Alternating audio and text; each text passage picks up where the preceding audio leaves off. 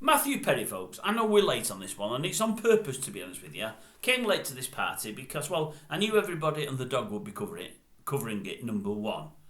Number two, I put a lot of content out this weekend and I was struggling for fitting more in. But the biggest reason was, and I've got to admit this, I've never been a Friends watcher. When I say that, I've seen snippets here and there, but I don't think I've ever honestly watched one full episode. Now, I know it's a global phenomenon. I know it's a massive hit. I know everybody loves it. I know he's supposed to be a really nice, really funny guy. I've always known that. I watch things with Jennifer Aniston in. I've watched the old thing with Courtney Cox in. But it's just something I never got into. I watch plenty of telly. Much too much, if I'm being honest with you. And I love comedy. And I'm pretty sure I'd like Friends. But as I say, I've never watched it. And I felt a bit of a fraud commenting on the guy when I don't really know him as much as others will. I felt a bit happier today when I heard that Janet Street Porter, similarly, has never, ever, ever watched one episode. And I thought, isn't that strange? I like old Janet Street a hell of a lot. It's funny that we share the same trait as far as Friends goes. But anyway, I thought I would comment only because I've seen something in the press today about himself. Now, I know he struggled with drugs, drink and what have you. I know that. But there's something in one of the papers I read today that absolutely shocked me. And when I say shocked me, I mean really shocked me. I didn't realise to the level he'd struggled, and I felt really sorry for the guy. I know many might say it's his own fault, but with addictions, often it isn't anybody's fault. It just happens. And often you can't get away from these addictions. There's nothing you can do. And I do believe he tried. When I read this to you in a minute, for those that don't know it, I think you'd probably form the same opinion as me. He definitely tried. But I read it and I thought, oh my God, how bad is that? It must have been awful. Now, before we go into it, I know he's died in his jacuzzi. I've read today that up to now, they've found some drugs and prescription drugs on site, but nothing around the body at the jacuzzi and whatever else. And maybe it just was an accident. Let's hope that it was. Although it's still awful. 54, absolutely no age, and I mean no age. But yeah, I'll read you this, and honestly, it means looking down again. It means having the bins on the reflection. You're going to have that, and you're going to have the reflection where the bonds here where it's going thin. Nothing I can do about that. But let me read you this, and honestly, it's a shame, really. It says, Friends' favourite Matthew spent an estimated $7.5 million trying to beat the crippling addiction to drink and drugs.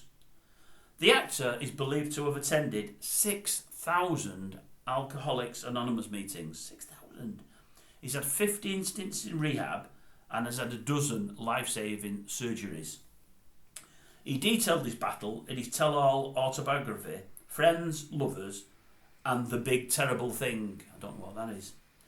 At one point, his gums were so diseased that his top front teeth fell out and he had to carry them to the dentist in a plastic bag. He also passed out while filming an episode of Friends and had to be woken up by Matt LeBlanc. In 2019, he was given a 2% chance of survival after his colon burst due to overuse of opioids. I've said that right now, yeah. He spent 2 weeks in a coma and had to use a colostomy bag for 9 months.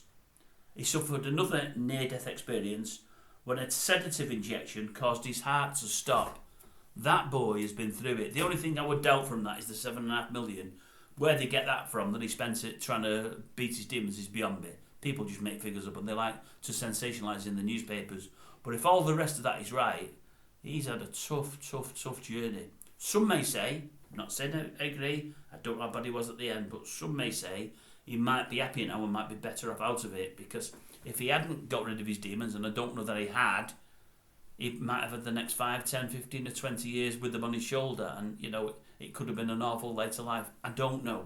I really don't know where he was in his battle against alcohol and other addictions, but sad story, isn't it? Really, really sad story. I don't doubt for 1 minute that he wasn't funny. In clips I've seen, I know he was. I think he was a good-looking guy in his younger days as well. I think LeBlanc got all the plaudits as the best-looking guy on the Friends. I would have said it was himself, myself. Not that I'm into guys, but that's what I would have said. And yeah, as I say, I know Friends was a crackerjack of a show because everybody tells me it was, and loads have watched it, and loads that have watched it watch it again and again and again. When you get that kind of worship, it must be good. but I never did watch it, as I say. Maybe one day I will. I don't know. But rest in peace anyway, old Matthew, rest in peace. It's a shame. 54 really is no age. It really is no age. What a shame. Anyway, that's it from me.